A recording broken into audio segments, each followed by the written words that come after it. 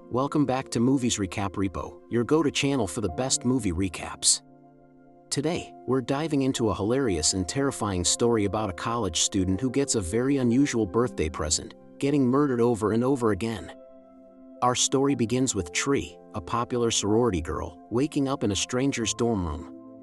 She's disoriented, hungover, and it just so happens to be her birthday, a day she absolutely loathes. The owner of the room, Carter, is a sweet, slightly nerdy guy who offers her an aspirin.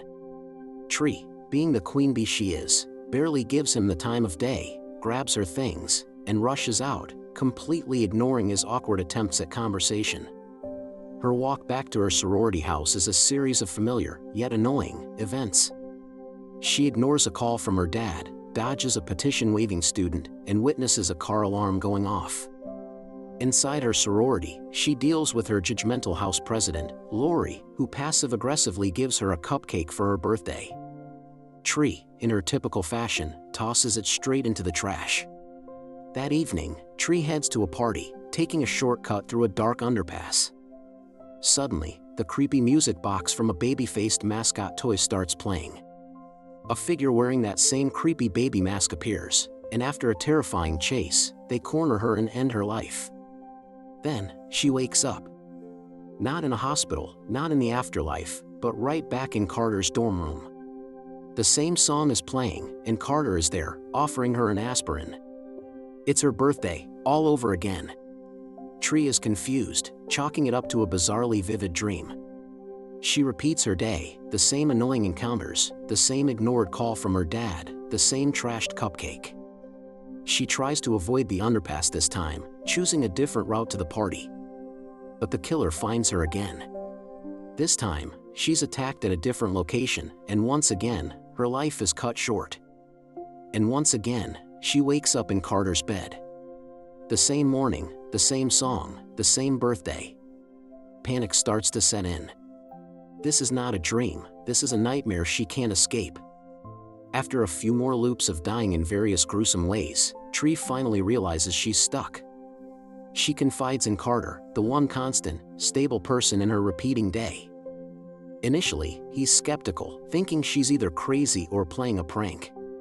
But as Tree starts predicting every little event of the day with perfect accuracy, the student with the petition, the car alarm, even a sprinkler system going off, he starts to believe her.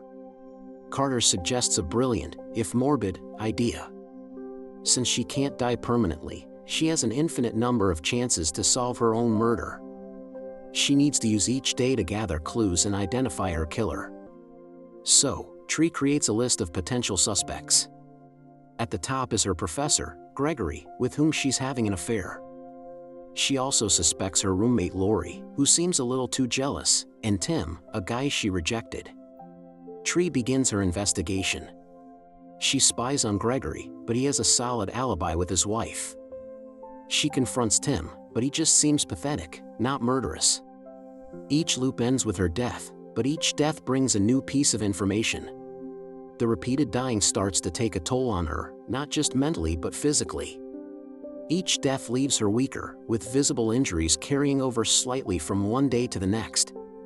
As she dies over and over, something inside Tree begins to change. The endless cycle forces her to confront the person she has become, mean, selfish, and dismissive of others. She starts using the loops to right her wrongs. She stops ignoring her dad's calls and finally talks to him, mending their strained relationship. She even starts being nicer to her roommate Lori. One loop, Tree decides to barricade herself in her room, thinking she can just wait out the night. She boards up the door and windows, feeling safe and secure. But the killer is relentless. The baby-masked figure somehow gets in, and after a struggle, Tree is eliminated once more. She learns that hiding won't solve her problem, she has to be proactive. Her relationship with Carter deepens with each repeating day. He becomes her confidant, her strategist, and her only friend in this insane loop. They share a meal, they talk, and for the first time, Tree feels a genuine connection. During one loop, they manage to unmask the killer, only to discover it's John Toombs, a notorious serial killer who has been hospitalized in the same building as Carter's dorm. Tree manages to subdue him, and she finally survives the night. She wakes up the next morning, and it's finally the day after her birthday. The loop is broken. She's overjoyed, spending the day with Carter and feeling like she has a new lease on life. That night, she celebrates with a cupcake from Lori. But as she takes a bite, she realizes it's the same cupcake Lori gave her on her birthday. It's poisoned. Tree dies one last time and wakes up, right back in Carter's dorm room. The loop isn't over. Toombs wasn't the real killer who started the loop, he was just a convenient target. The true murderer is still out there. Tree is devastated but determined. She realizes the poison cupcake is the key. Her roommate, Lori, has been the killer all along. The motive? Jealousy. Lori was also having an affair with Professor Gregory, who preferred Tree. Armed with this final piece of the puzzle, Tree prepares for one last showdown. She eats the cupcake, knowing it's poisoned, to expose Lori. A dramatic confrontation ensues. Lori confesses, her friendly facade crumbling to reveal a bitter, resentful person. The two former roommates engage in a fierce fight, culminating in Tree kicking Lori out of a window, finally and definitively ending the threat. The next morning, Tree wakes up, and it's the day after her birthday.